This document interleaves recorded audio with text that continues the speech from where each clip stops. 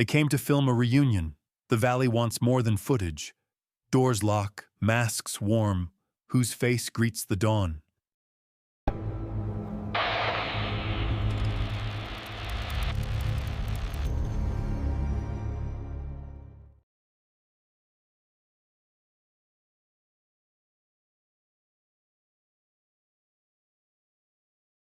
There are roads that seem to forget the world beyond them. This lane was one. Pines pressed close until their trunks became a green wall and the fog pooled at the mountain elbows like tired prayer. Our van complained, and the radio died to static. The printed satellite map in my lap was suddenly a lie. We were 5.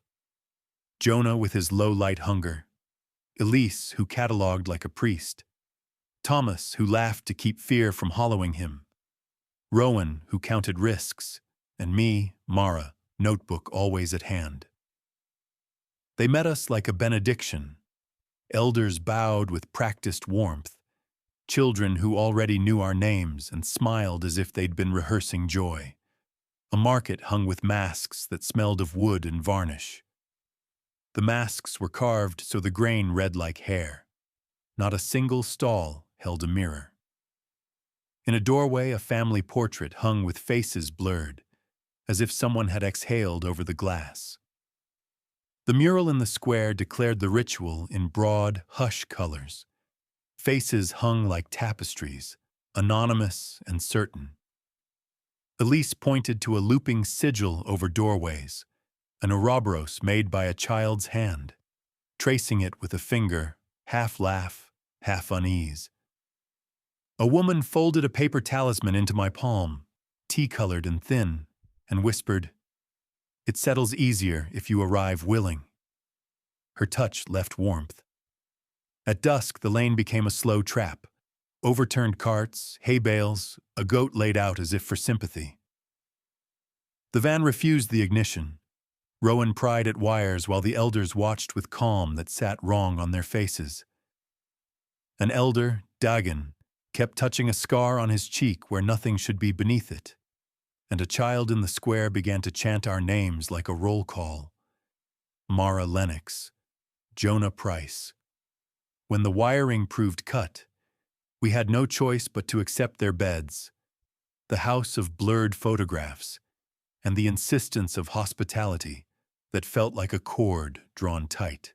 Outside, the mural seemed to breathe under lantern light, and the talisman in my notebook warmed as if alive. The evening began as a hymn to small pleasures. Reed instruments breathed like reeds in a wind.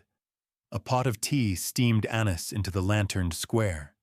Children braided garlands while their feet made soft percussion against cobbles. Fingers stained our wrists with a dark, warming pigment.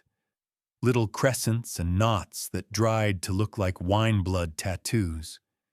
It felt intimate, ritualary, the sort of intimacy that makes leaving rude. A candlelit procession threaded through the village toward the oldest house, its eaves bowed with moss. They called it the House of Keeps, and the name had a claustrophobic possessiveness. Curtains feathered the doorway. Shadows pooled in the hallways. Jonah, camera in his hands like a talisman, slipped away down a side corridor for a closer shot. We watched his lamp bob and go out. Then the corridor swallowed him. We found one of his tapes in an alcove an hour later. The footage was small and steady and unbearable. Elders surrounding an old man, pressing a soft, glistening membrane to his face. It did not sit. It unfurled, sighed, drew itself over skin as if alive. Seams knitting, pores accepting. Jonah's voice, off camera, whispered and then stilled. The frame ended with the lamp snuffed. Panic followed like a rumor. We demanded to leave. The lead elder put a hand on my shoulder and smiled as if offering consolation. "The valley must borrow what it needs," he said, voice gentle and absolute. Phones found only dead sky. "Balance," they murmured when we accused them. "Not blood." Arguments rose, sharp and human. In the back room, Elise slid a curtain and found the backstage. Glass shelves, jars and trays, pale faces catalogued like religious relics.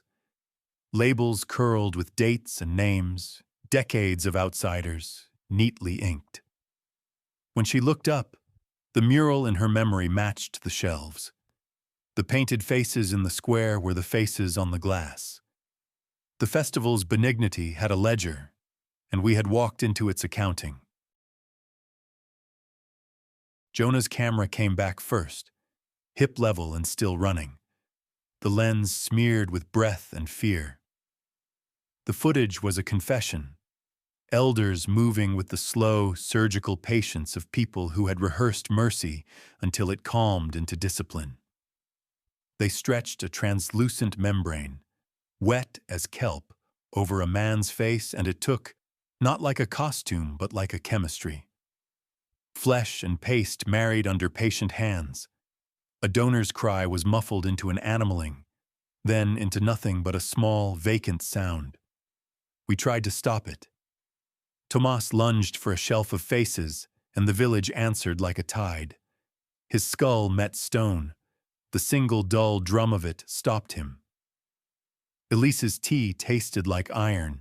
She folded into herself beneath the sedative and lay like a doll whose strings had been cut, eyes open but empty.